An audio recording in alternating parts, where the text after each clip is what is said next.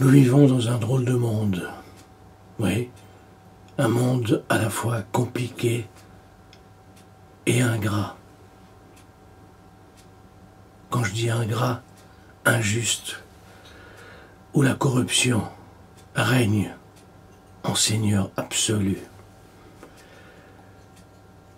Je dis ça parce que je remarque que nos chers dirigeants et les dirigeants du monde entier, tout ce qu'ils souhaitent, c'est atteindre le sommet de la gloire, le sommet du pouvoir, être au sommet de la pyramide, se sentir l'ego. Avant tout, c'est l'ego. Et se dire, allez, il faut gagner un maximum pour la retraite, pour sa retraite. Celui qui connaît la guerre, qui a fait la guerre, terriblement la guerre, il sait ce que c'est la guerre. Celui qui n'a pas fait la guerre ne peut pas parler de la guerre. Moi, je ne peux pas parler véritablement de la guerre, ou je peux parler de la guerre que j'ai vue par ma fenêtre, par la fenêtre quand j'étais un petit enfant.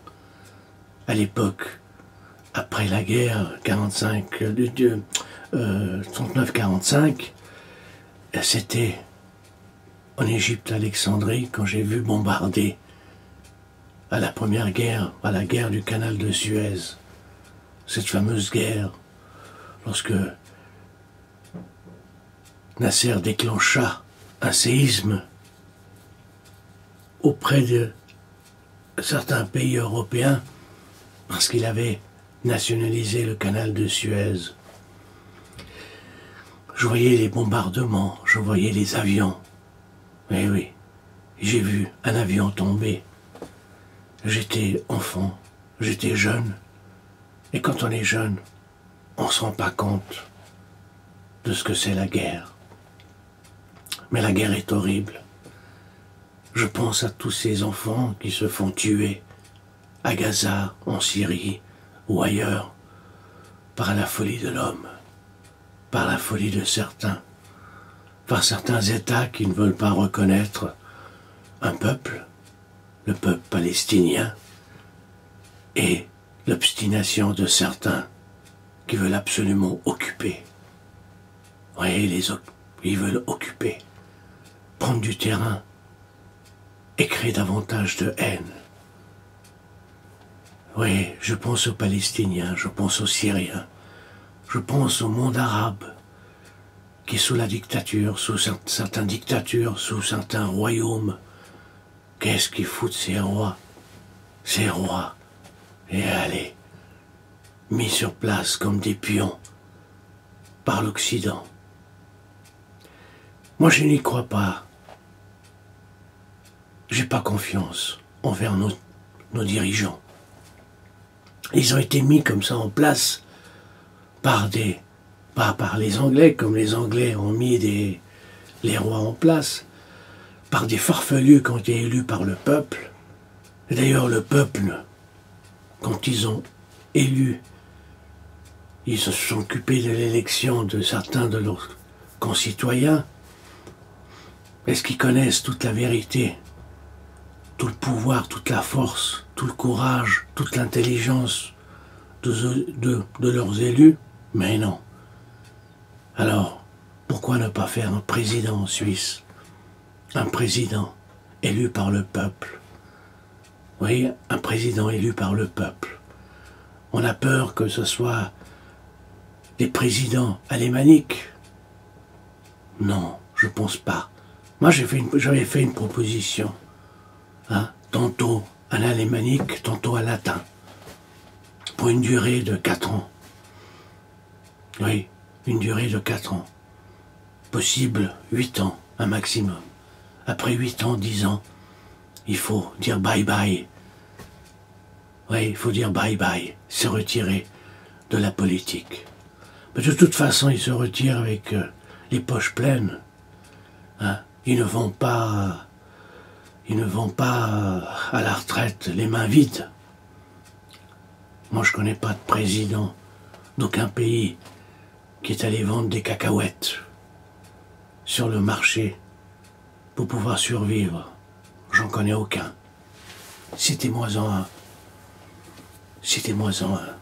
Non, moi j'en connais pas. Alors moi j'ai pas confiance envers ces dirigeants. Beaucoup de blabla.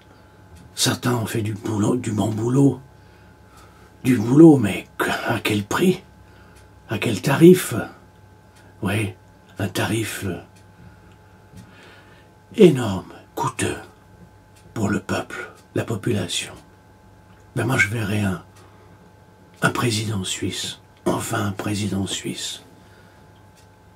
La Suisse mérite de changer comme tous les pays méritent, il faut évoluer. L'Europe, c'est un foutoir.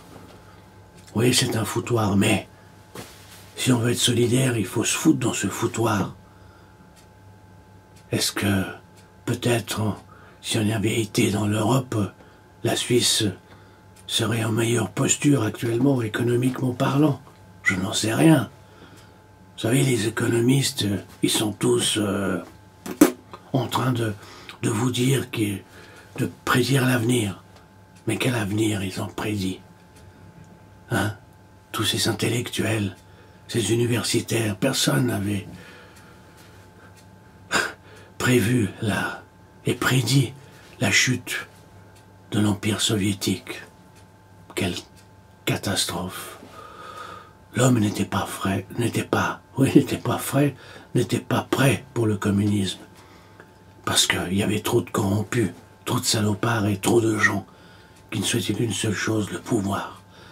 Quand on a soif de pouvoir, on gère un pays avec cette soif et finalement, on bouffe les autres. Chose étonnante, la soif donne faim. La soif du pouvoir donne faim. Vous voyez, donne faim. Faim. Une faim énorme. Essayez d'imaginer de quelle faim il s'agit. Eh oui, le monde est bizarre. C'est dimanche, je suis dans ma cabane. Oui, je l'appelle comme ça, ma datcha. C'est ma cabane, ma datcha. Mon mobil-home, mais plutôt j'aime bien dire ma cabane. J'aime bien dans cette cabane qu'il faut chauffer l'hiver pour pouvoir survivre. Mais en même temps, ça me permet de travailler mes vieux textes. Parce qu'il y a un temps pour tout. Un temps pour travailler, un temps pour se reposer, un temps pour retravailler, et un temps pour... bon bref, je ne suis pas l'ecclésiaste. De toute façon, les saintes écritures, c'est pas pour moi. Je suis pour l'homme libre, l'homme lucide, l'homme révolté.